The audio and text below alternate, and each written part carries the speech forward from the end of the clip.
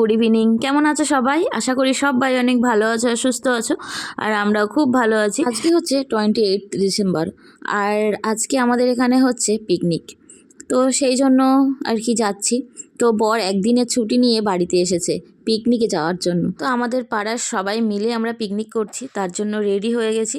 তো চলো পিকনিকে যাওয়া যাক, তারপর দেখি কতটা তোমাদের সাথে শেয়ার করতে পারি। তো এখন টাটা।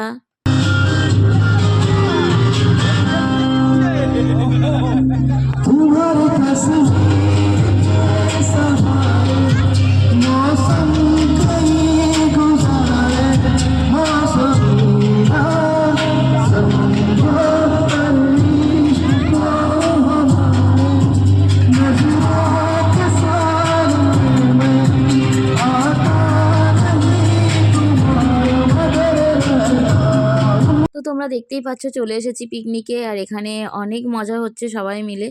তো আমার বর আগে চলে এসেছে পিকনিকে, মাঝখানে গিয়ে আমাকে একটু নিয়ে এসেছিল, নিয়ে এসে আমাকে রেখে যে কোথায় চলে গেছে আমি তাকে আর খুঁজেই পাচ্ছি না। তো যাই হোক, এখানে এদিকে গানের প্রোগ্রাম হচ্ছিল, এদিকে বাচ্চারা সবাই খেলছে, আর বড়রা সবাই গল্প ইয়ার্কি আড্ডা এইসবই আর কি হচ্ছিল। তো বেশ ভালোই লাগছিল। আমিও একটু একটু ভিডিও করেছিলাম, তবে সবটা করতে পারিনি।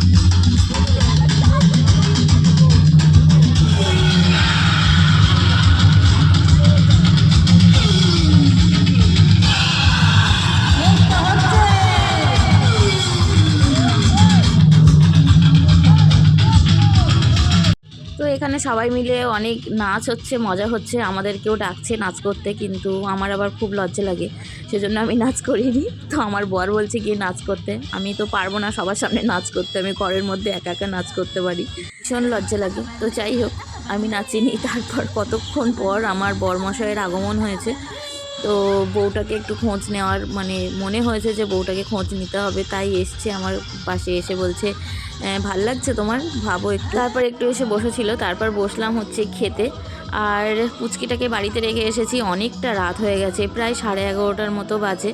আর এখন না খেয়ে বাড়িতে গেলে হবে না, সেজন্য আমি বসে পড়েছি খেতে। শুধু আমি একা না, আমার বরের দুই বন্ধুর বউও বসেছিল, মানে দিদিভাইরাও বসেছিল আমার সাথে। তো আমরা তিনজন মিলে আর কি খেয়েছিলাম, খেয়ে দিয়ে বাড়িতে চলে এসেছিলাম। তো আজকের মতো টাটা।